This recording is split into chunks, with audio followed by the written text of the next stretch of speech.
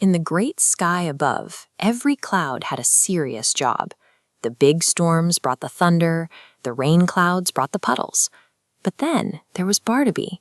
When Barnaby tries to generate a storm, he squeezes his eyes shut, turns bright pink, and lets out a tiny squeak.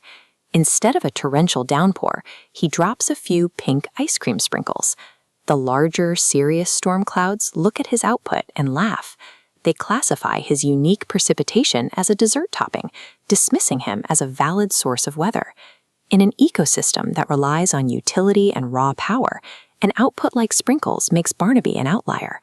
With no functional purpose in the sky, he floats down into exile toward the earth below. Down on the ground, the environment is a stark, quiet contrast to the booming storms above. We find a local park. There is a birthday party taking place, but the mood is flat. A heavy disappointment radiates from the kids gathered around the picnic table.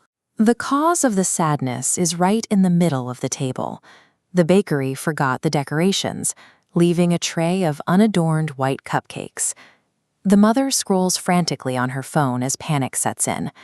This visual oversight has erased the emotional climax of the celebration. The park is suffering from a lack of color and joy. It is a localized vacuum, and it requires something unusual to fill it. Hiding behind a tall oak tree, Barnaby watches the sad party unfold. He looks at the plain cupcakes, then considers his own unusual precipitation. Barnaby saw his chance. He realized his specific atmospheric output was the exact solution to this decorative problem. Barnaby takes a deep breath, and his physical mass shifts.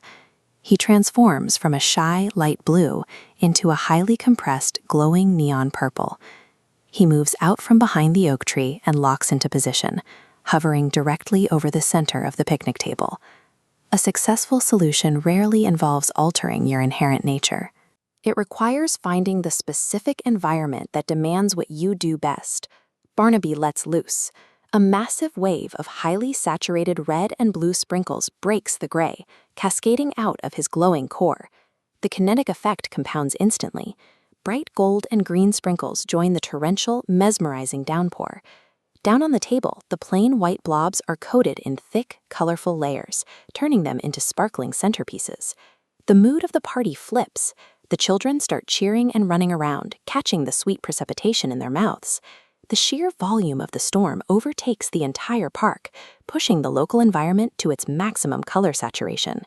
The panicked mother puts her phone away and watches in awe.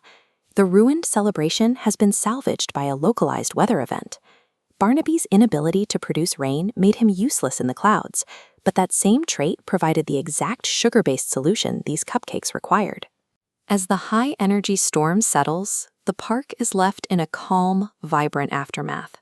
One of the children points up at the sky, updating the atmospheric taxonomy. He definitively names Barnaby the sprinkle cloud. Barnaby's physical demeanor shifts. His structural anxiety vanishes, replaced by a deep, secure confidence. He embraces his unique identity, floating back up into the sky to celebrate his success. Barnaby realized he wasn't a failed rain cloud. He was a specialized party cloud, perfectly suited for terrestrial events. The great sky above is full of typical storms.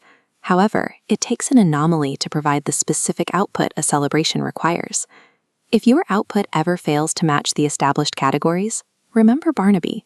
Find your park and keep raining sprinkles.